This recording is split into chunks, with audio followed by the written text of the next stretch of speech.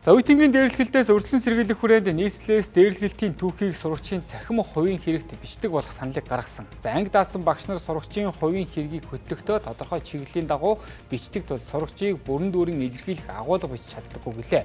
За хүүхдийн эрхийг бодолцож шүүмжлэлт үндэслэг бичгээс илүүтэй давуу талуудыг нь түлхүү дурдах байдлаар хөтэлдэг байна. Бараг л ер нь сүүлийн 10 гаруй жил энэ тухай мэдээллийг ер нь бид нар бичихгүй байгаа.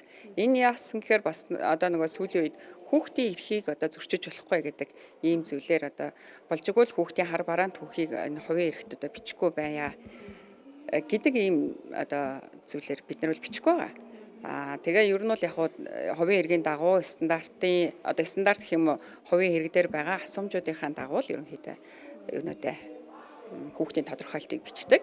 За гэхдээ мэдээж анги удирдсан багш нар бол аль болохоор хүүхдийнхээ ололтыг, амжилтыг, давуу талыг бичгийг бол илүү их ирмэлзэн. Тухайн хүүхдүүдийг гаргаад байгаа юу гэдэг шалтгаанууд тэдгээрийг ангилж болох юм. Бичиж болдоо бичихгүй байх одоо юу гэдэг зохицуулалттай гэдэг ч юм уу. Тэгэх юм бол арай ялгаатай юу гэдэг одоо эсвэл 3-4 үлээ нийлээд манай анги ч юм уу өөр бусад ангиуд гарч л байна.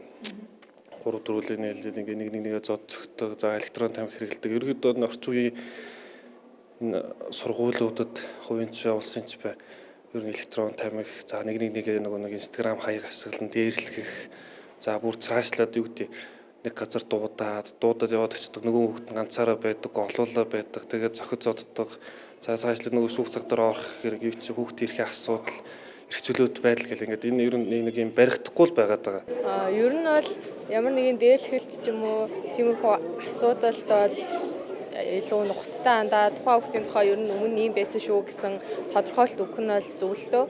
Гэхдээ бас яг хүүхдийн ирээдүйн шийдэгдэх асуудал учраас их тийм хүнд сөргөөр тийм амар юм бичиж болохгүй л хэл та. За миний хувьд бол ерөөхдөө бичгэл зөв байх гэж бодож байна. Яагаад гэвэл үнэхээр тэр хүүхэд үеийнгийн дээрлэхэлтийг үйлдэж одоо аливаа нэг хүүхдийн одоо юу эрхийг зөрчиж байгаа бол тэр хүүхдийг бол хувийн эрх дээр нь одоо заавал бичих ёстой л гэж би одоо бодож байна. Сурагчийн хувийн эрхтэй санал бодлоо илэрхийлэх, зөрчил маргааныг эв зүйгээр шийдвэрлэх, бие даан сурах арга барил, дасан зохицох чадвар зэрэг тэмдэглэл хөтлөх 6 чиглэл бүхий өснөгт байдаг байна. Зарим цаашид анхаарах зүйл гэсэн жижиг хэсэг байдаг ч төдийлөн тэмдэглэгээ бичдэггүй гэлээ. Хүүхдийг үеийнгийн дээрлэхэлд үлддэгэ гэж шошголох нь эргээд хүүхдийн дээд эрх ашигт халтаж, ирээдүг нь булааж байгаа үйлдэлээ гэж хүүхдийн эрхийн мэргэжилтнүүд үзэж байгаа. За яадаг ч байсан хувийн эрхийн ач холбогдол эрх холбоог авч үзэх цаг болсон нь эндээс харагдаж байна.